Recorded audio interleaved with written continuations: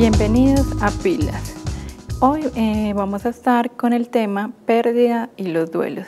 Soy Juliana Jaramillo Rendón, psicóloga especialista en neuropsicología infantil.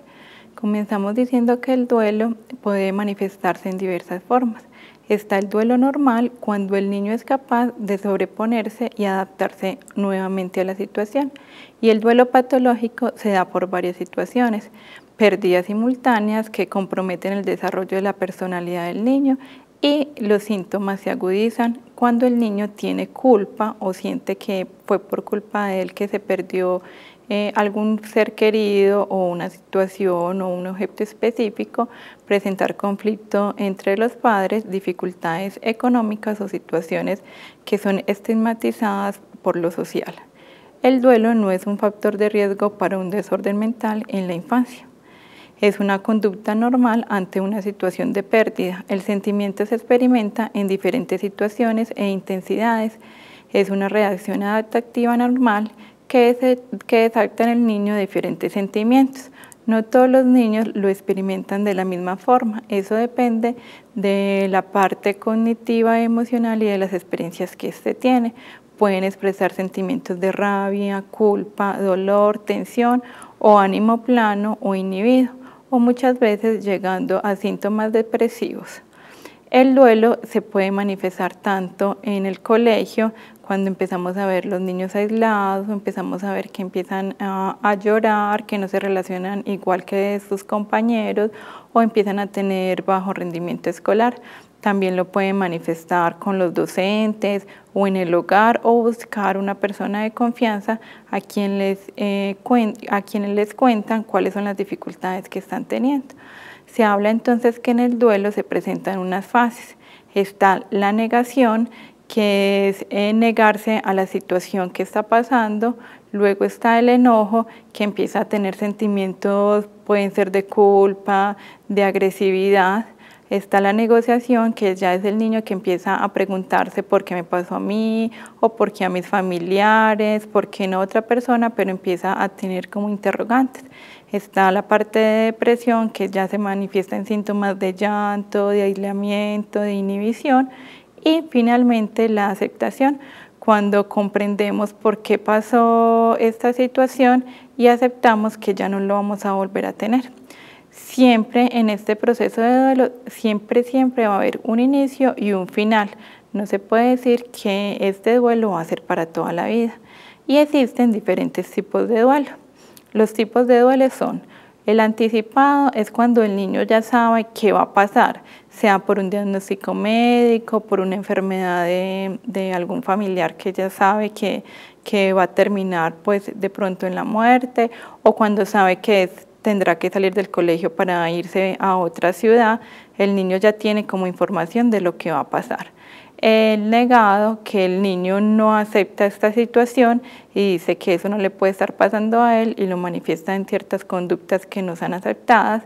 El retardado, que se da mucho después del que el evento pase y empieza a tener estos síntomas. El crónico, que permanece por mucho tiempo. Y el complicado, que ya se manifiesta de pronto como un trastorno ya depresivo infantil. El duelo se manifiesta en problemas de comportamiento, que entonces son los niños que vemos que son calmados, que prestan atención, pero que de repente empezaron con comportamientos agresivos, que empezaron a tener dificultades con sus compañeros, a no llevar las tareas, a pararse todo el tiempo del salón de clase, situación que antes no habíamos evidenciado. A presentar fracaso escolar, pueden hasta perder un año escolar por las dificultades que se presentan, o aislamiento, que ya no se relacionan bien con sus compañeros o no tienen como una figura que les dé afecto. Siempre que se presenta un duelo hay una pérdida o de un objeto apreciado. Sin embargo, no siempre que hay pérdida vamos a encontrar un duelo. Los niños lo expresan con síntomas como el malestar o la ansiedad. Entonces podemos ver los niños que se comen las uñas, que están todo el tiempo en movimiento, que empiezan a tener conductas de estar comiendo la mayoría del tiempo. Se pueden presentar también como irritabilidad, el niño que no se siente bien consigo mismo, que cualquier cosa lo enfada o se pone agresivo, la falta de control de las emociones, está bien y en un momento inesperado comienza a llorar, o empieza a sentir que los otros no lo quieren. Está también la incertidumbre, que es que no saben, como decíamos ahorita, por qué les está pasando eso a ellos, qué va a venir después, si a ellos también les puede pasar como la muerte, o si ellos también van a tener que enfrentar lo mismo que está pasando a otra persona. Empiezan a sentir culpa porque piensan que esa situación fue por culpa de ellos, o rabia, agresiones, oposicionismo, pues por ejemplo las figuras de autoridad, y se manifiesta también en tristeza, que es el llanto o el aislamiento. El duelo, a los 3 años de edad, el niño no tiene pues como el concepto de la muerte, vive la situación como ansiedad por separación de sus padres. Ellos no tienen más el concepto del más allá, entonces piensa que es en un determinado tiempo que no van a volver a ver ese objeto o a esa persona. A los 6 años de edad el niño se muestra afectado, pero no manifiesta de pronto el dolor que está sintiendo, no se ve tanto como en el niño. Entre los 7 y los 10 años de edad el niño ya toma conciencia de esa pérdida. Después de los 10 años de edad los niños empiezan pues como a cuestionarse, hacen los cuestionamientos sobre por qué se perdió, por qué se murió, por qué no tengo lo que necesito, por qué me tuve que ir para otro lugar o por qué tuve que abandonar mi colegio. Y saben que ya esa situación es irreversible. El niño presenta en el aula de clase dificultades a nivel emocional que afectan el proceso de aprendizaje, impidiendo la adquisición de contenidos académicos, desgastando la energía psíquica disponible, porque como todo el tiempo están con el mismo pensamiento, son incapaces de alguna manera de quitar la situación de la cabeza y todo el día están dándole vueltas a la misma situación, lo que gasta toda su energía para poderla disponer en la parte académica. Afrontan el duelo desde sus recursos cognitivos y las experiencias que han tenido. También depende de cómo los padres o cómo los familiares están viviendo esta situación, de alguna manera ellos aprenden a representarla. Lo podemos también evidenciar, como lo vemos en la imagen, los niños que empiezan a dibujar en el contexto de caritas tristes, o que sus dibujos siempre son pintados de negro, o en los muñecos que le ponen dientes y de pronto muestran mucha agresividad. Estas pérdidas se pueden generar por perder amistades, problemas en el hogar o en la escuela, por cambiar de colegio, cambios de residencia de un familiar, pérdida de algún juguete o objeto que quería mucho, conflictos a nivel familiar, la pérdida de los padres o la muerte de un familiar, enfermedades de familiares o del niño, nacimiento de un hermano o por un trastorno o una alteración neurológica específica. Son muchos los factores que pueden intervenir en estos duelos. Recordamos que no todos los niños lo sienten de la misma manera. Y lo que para los adultos puede ser como algo simple, para los niños puede esta situación generar un conflicto interno. Lo que más se evidencia es el duelo por la separación de los padres.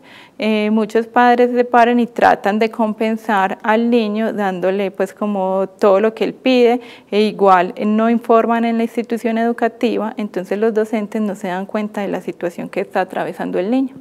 La depresión es lo que ya hablamos, que cuando el duelo ya se vuelve patológico y permanece por mucho tiempo, se empieza a volver crónico y hablamos de un trastorno depresivo. La depresión infantil es un diagnóstico clínico y es un desorden caracterizado por una alteración en el estado de ánimo, acompañado de un comportamiento a nivel escolar, en el hogar, en la comunidad, y tiene unos síntomas específicos. Esa depresión que estábamos diciendo tiene síntomas muy específicos que pueden ser alteraciones del sueño, irritabilidad, falta de energía, desgastarse emocionalmente y que requieren ya unas intervenciones médicas, sea desde el área psicosocial, por psicología o psiquiatría, pero que es importante que los docentes empiecen a identificar cuando el niño percibe esos cambios. Hay que tener en cuenta que no siempre el niño va a representar la depresión con llanto o aislamiento, que es muy dado que el niño presente esa depresión, ese duelo, esa pérdida con comportamientos disruptivos o comportamientos que no son socialmente aceptados. Las estrategias que se sugieren es que la escuela es percibida para la mayoría de niños como un entorno seguro. De ahí la importancia del vínculo del alumno y el docente. El contexto educativo de tener un docente sensible que comprenda la situación del niño, identificar las situaciones y responder de manera eficaz. No esperar a que pueda pasar mucho tiempo para mirar qué podemos hacer, sino que inmediatamente vemos un cambio en el comportamiento de un niño, podamos empezar a intervenir. Hacer algunas adecuaciones. ¿Cuáles son esas adecuaciones? Esas adecuaciones tienen que ver en la estrategia y en la metodología que el docente implementa. Darle la posibilidad al niño que salga de clase, si vemos que está muy angustiado, darle la posibilidad de que llame a una persona conocida o que llame a un familiar para que le baje pues como la atención, o que en la institución educativa cuente con una persona que le pueda en esos momentos hablar al niño para que le baje la ansiedad que presenta. El docente debe ayudarle a entender al niño sus sentimientos, a enfrentar esta situación en el contexto escolar y social, explicarle al resto de los compañeros qué pasa con el niño que está afectado, porque muchos compañeros empiezan a gozarse al compañero, a hacerles burlas y no saben cuál es la situación. Si el docente es claro con todos sus compañeros y con el niño, ayudarán a que esta situación pueda pasar un poco más rápido. Es importante que tengamos en cuenta que en los diferentes estudios que se han hecho, el duelo patológico corresponde al 28% de las situaciones que presentan los niños. Por eso es un llamado a los docentes que empecemos a identificar inmediatamente y ayudarle con un vínculo afectivo a que el niño pueda sobrepasar estas situaciones.